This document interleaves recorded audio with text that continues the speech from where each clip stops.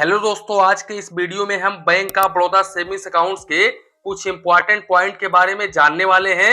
जैसे कि आप सेविंग्स अकाउंट्स के ऊपर कैश ट्रांजैक्शंस कितना कर सकते हैं, कितना कैश ट्रांजैक्शंस के ऊपर आपको इनकम टैक्स का नोटिस आ सकता है।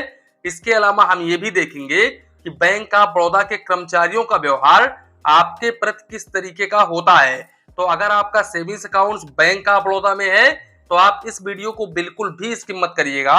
तो वीडियो स्टार्ट करते हैं। दोस्तों, सबसे पहले हम ये जान लेते हैं कि अगर हम बैंक ऑफ बड़ौदा में अपना एक सेविंग्स अकाउंट ओपन करते हैं तो क्या हमारा पैसा सुरक्षित रहता है या फिर नहीं रहता है। तो देखो, ये चीजें आपको भी पता है कि bank of Baroda government sector का बैंक है। इसके अलावा बैंक ऑफ बड़ौदा काफी पुराने लेवल का बैंक है। तो भाई, इस बैंक में आपका पैसा 100 और 1% सुरक्षित रहेगा, क्योंकि अभी तक बैंक ऑफ बड़ौदा डूबा नहीं है और ना ही तो ये आगे चल करके डूबेगा। जहां तक मेरा बैंकिंग एक्सपीरियंस है उस हिसाब से मैं आपको बता रहा हूं। दूसरी बात, बैंक ऑफ बड़ौदा सभी बैंकों की तरह DICGC से इंश्योर होता है। DICGC जिसका पूरा नाम है deposit insurance and credit guarantee corporation, जो कि RBI की एक सब्सिडी बॉडी है, जिसके अंतर्गत आपका 5 लाख रुपए तक का अमाउंट बिल्कुल सुरक्षित होता है। तो अगर बैंक ऑफ बड़ौदा भविष्य में कभी डूब भी गया ना, तो आपको 5 लाख रुपए तक का अमाउंट बिल्कुल आसानी तरीके से मिल जाएगा। अब इसके अलावा बैंक ऑफ बड़ौदा के कर्मचारियों को लेकर के बात करें कि भाई इनके कर्मचारियों का व्यवहार कस्टमर के प्रति किस तरीके का होता है। तो देखो, ये मुझे एक्सप्लेन करने की जरूरत नहीं है, क्योंकि ये चीजें आपको भी पता है कि भाई सरकारी बैंक के कर्मचारी कैसे होते हैं। हालांकि अगर मैं आपको बताऊं तो भाई इनके कर्मचारी किसी किसी ब्रांच में थोड़ा सा अच्छा कस्टमर्स के साथ में रिस्पॉन्स करते हैं और किसी किसी ब्रांच में भाई ये बात ही नहीं सुनते हैं कस्टमर्स का। यानी कि इस बैंक में प्राइवेट बैंकों के जैसा अनुभव आपको बिल्कुल भी देखने को नहीं मिलता है। तो ये थोड़ा सा डिसएडवांटेज हो जाता है बैंक ऑफ बड़ौदा का। दूसरी बात, अगर हम कैश ट्रांजेक्शंस को लेकर के बात करें तो देखो, अगर हम सबसे पहले UPI, जैसे कि अगर आप गूगल पे, फोन पे, पेटीएम वगैरह करते हो, तो अगर हम UPI को लेकर के बात करें तो UPI आप per day up to 1 lakh रुपए तक कर सकते हैं। लेकिन अगर आप पर डे 1 लाख रुपए करते हैं तो फिर आपके सामने समस्या खड़ी हो सकती है। हालांकि अगर आप सेल्फ ट्रांसफर वगैरह करते हैं या फिर अपने फैमिली के पास में ट्रांसफर वगैरह करते हैं तो फिर आपको कोई भी दिक्कत होने वाली नहीं है। नहीं तो अगर आप किसी अदर पर्सन के पास में, अदर व्यक्ति के पास में 1 लाख रुपए पर डे ट्रांसफर करते हैं तो फिर आपके सामने समस्या खड़ी हो सकती है। आपके पास इनकम टैक्स विभाग का नोटिस आ सकता है। तो इस बात का आप जरूर ध्यान रखें। हालांकि अगर आपके पास में उस ट्रांजेक्शंस का रिकॉर्ड है तो फिर आपको कोई भी समस्या नहीं होगी। देखिए, नोटिस का मतलब ये नहीं है कि आपको जेल वगैरह हो जाएगा, पुलिस पकड़ के ले जाएगी। देखो, आपसे ओनली पूछताछ की जाएगी कि आपने इस ट्रांजेक्शंस को कहां किया है और भाई क्यों किया है।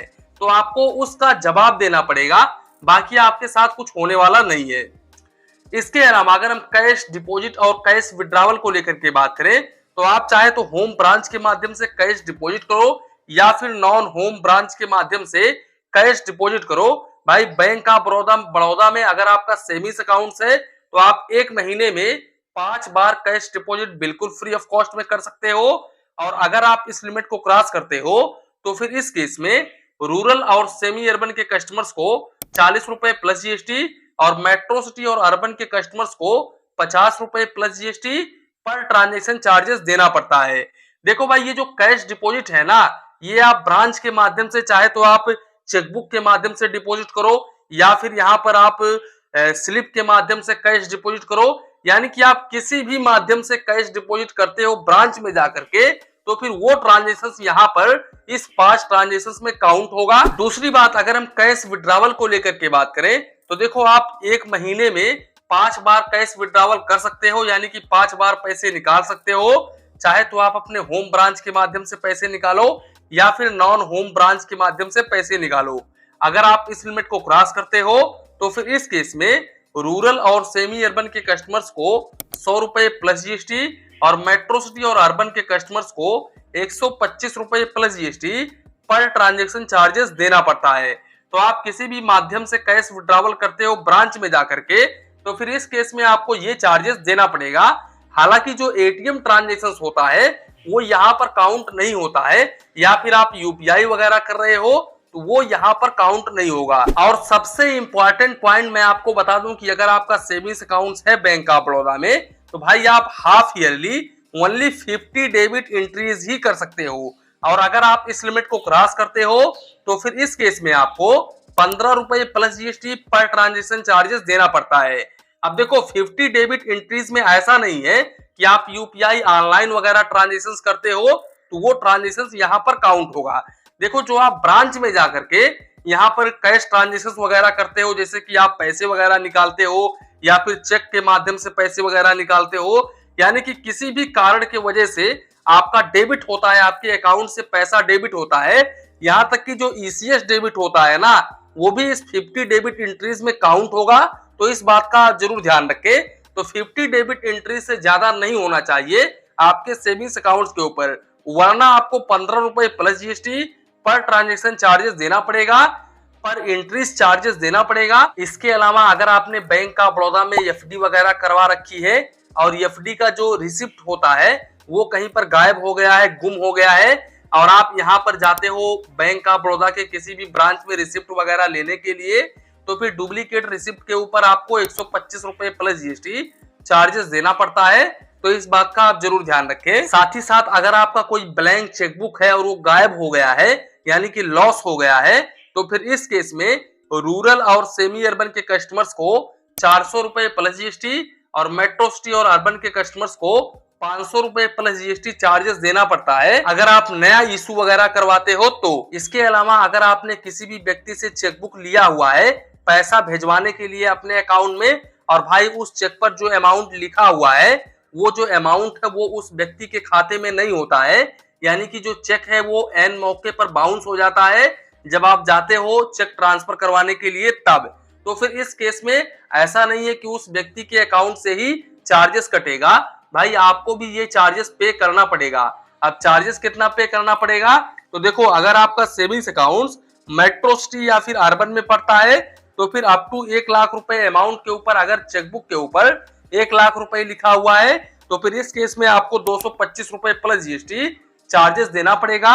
और 1 लाख रुपए से ऊपर है और 1 करोड़ से कम है तो फिर इस केस में 475 रुपए प्लस जीएसटी चार्जेस देना पड़ेगा।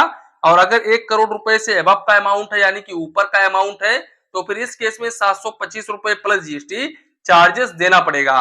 और वहीं पर अगर आपका सेविंग्स अकाउंट रूरल या फिर सेमी अर्बन में पड़ता है तो फिर इस केस में अप टू 1 लाख रुपए अमाउंट के ऊपर 200 रुपए प्लस जीएसटी चार्जेस देना पड़ेगा। और 1 लाख रुपए से ऊपर का अमाउंट है और 1 करोड़ रुपए से कम का अमाउंट है तो फिर इस केस में आपको 450 रुपए प्लस जीएसटी चार्जेस देना पड़ेगा। और अगर 1 करोड़ रुपए से ऊपर का अमाउंट है तो फिर इस केस में आपको 700 रुपए प्लस जीएसटी चार्जेस देना पड़ेगा। और सेम ऐसा ही चार्जेस उस व्यक्ति के खाते से भी डिडक्ट होगा, यानी कि सेम चार्जेस आपको भी देना पड़ेगा और जिस व्यक्ति ने चेकबुक को इशू किया है उस व्यक्ति के खाते से भी डेबिट होगा। तो इस बात का आप जरूर ध्यान रखें।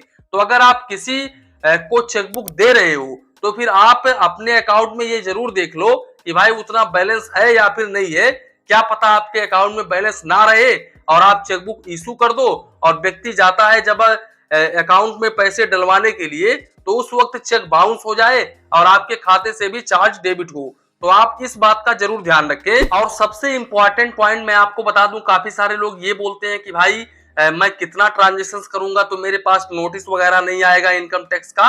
तो देखो इनकम टैक्स का नोटिस कब आता है, जब आप ज्यादा ट्रांजेक्शन वगैरह करते हो, जैसे कि आप एक फाइनेंशियल ईयर में 10 लाख रुपए से अधिक का ट्रांजेक्शन नहीं कर सकते। अगर आप आईटीआर वगैरह फाइल नहीं करते हो तो आप 10 लाख रुपए से ऊपर का अमाउंट अगर ट्रांजेक्शन करते हो ऑनलाइन तो फिर इस केस में आपके पास नोटिस आ सकता है।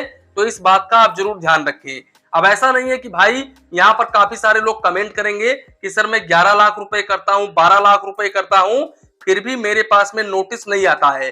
तो ऐसा नहीं है कि आपके पास में नोटिस नहीं आया है तो कभी भविष्य में आएगा ही नहीं। देखो यहाँ पर बैंक आपके ट्रांजेक्शंस को देखता रहता है और कभी बाई चांस रिपोर्ट कर दिया इनकम टैक्स को तो फिर इस केस में भाई आपके पास में नोटिस आ सकता है। और वैसे भी इनकम टैक्स ऑफिसर इंडिया में काफी कम है तो इस कारण की वजह से भी काफी सारे कस्टमर्स के साथ पास में नोटिस नहीं पहुंच पाता है।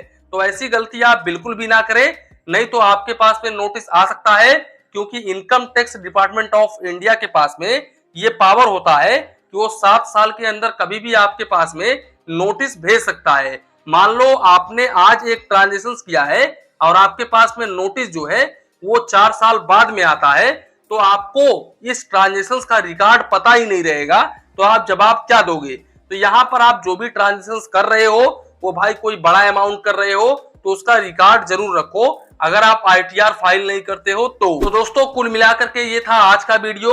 यहीं पर वीडियो को समाप्त करते हैं। वीडियो पसंद आया हो तो प्लीज वीडियो को एक लाइक करिए और अपने चैनल फाइनेंस बैंकिंग को सब्सक्राइब करिए। मन में कुछ डाउट हो, कंफ्यूजन हो तो प्लीज कमेंट करिए। धन्यवाद, मिलते हैं नेक्स्ट वीडियो में।